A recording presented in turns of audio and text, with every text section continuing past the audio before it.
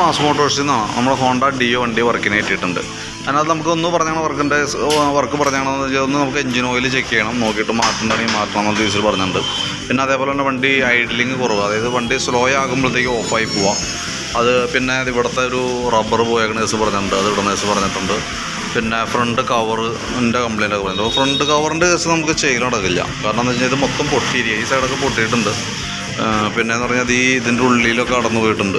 പിന്നെ ഇൻഡിക്കേറ്ററിൻ്റെ ഈ ഭാഗം വരുമ്പോഴത്തേക്ക് ഇവിടെയൊക്കെ പൊട്ടിയിട്ടുണ്ട് നിലവിൽ കേട്ടോ, ഈ സൈഡൊക്കെ പൊട്ടിയേക്കുന്നത് കൊണ്ട് തന്നെ നമുക്ക് ഈ ഫ്രണ്ട് ഗ്രില്ലിൻ്റെ കേസ് പറഞ്ഞാൽ നമുക്കിത് ചെയ്യാൻ പറ്റില്ല, കാരണം ഓൾറെഡി ഇത് ഫൈബറമേയാണ് ഫുള്ള് ഇരിക്കണേ. അപ്പോൾ നമ്മൾ ചെയ്ത് വെക്കണേന് വരുന്നില്ല, കാരണം എന്തായാലും ഈ സൈഡൊക്കെ പൊട്ടിയൊക്കെ ഇവിടെ ഉണ്ടാവും, ഈ സൈഡൊക്കെ പൊട്ടിയിരിക്കുക.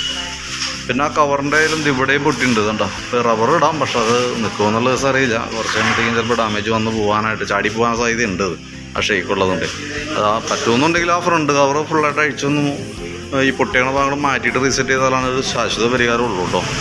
പിന്നെ വണ്ടി സ്ലോ സ്പീഡിൽ നിൽക്കാത്ത കംപ്ലയിൻറ്റ് എന്ന് പറഞ്ഞാൽ കാർബറേറ്ററിൻ്റെ ആയിരുന്നു. നമ്മൾ കാർബറേറ്റർ അഴിച്ച് ക്ലീൻ ആക്കിയിട്ടുണ്ട്. അതിൻ്റെ ഈ ഒരു സ്ലോ ജെറ്റ് ബ്ലോക്കായിരുന്നു. അതേപോലെ തന്നെ അതിൻ്റെ ആ ജെറ്റിൻ്റെ ഉള്ളിലേക്ക് തന്നെ ആ ഹോളൊക്കെ അടഞ്ഞിരിക്കുകയായിരുന്നു.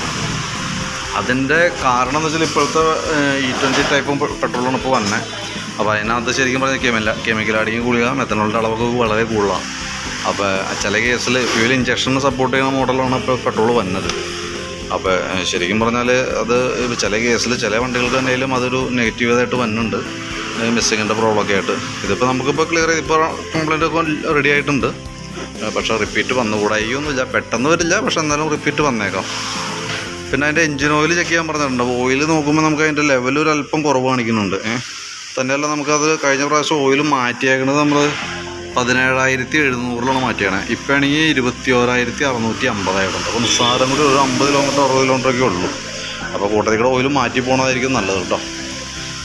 അപ്പോൾ ഞാൻ അതിൻ്റെ ഒരു ഏകദേശം ഓയിലും കാർബറേറ്റർ ക്ലീനിങ് സ്ലോ ജെറ്റൊക്കെ മാറ്റിയിട്ടുള്ള ഒരു ഏകദേശം ഒരു എസ്റ്റിമേറ്റ് നോക്കിയിട്ട് അതിൻ്റെ ഡീറ്റെയിൽസ് ഒന്ന് പറയാം. പിന്നെ അതേപോലെ തന്നെ വാഷിങ്ങിൻ്റെ കേസ് നമ്മൾ പറഞ്ഞു തരുന്നത്, നമുക്ക് ഓൾറെഡി വർക്ക് ലേറ്റായിട്ടാണ് വണ്ടി കയറിയേക്കണേ. അപ്പോൾ അതുകൊണ്ട് തന്നെ വാഷിങ് ചെയ്യാൻ പറ്റുമെന്നുള്ള ദിവസം അറിയില്ല.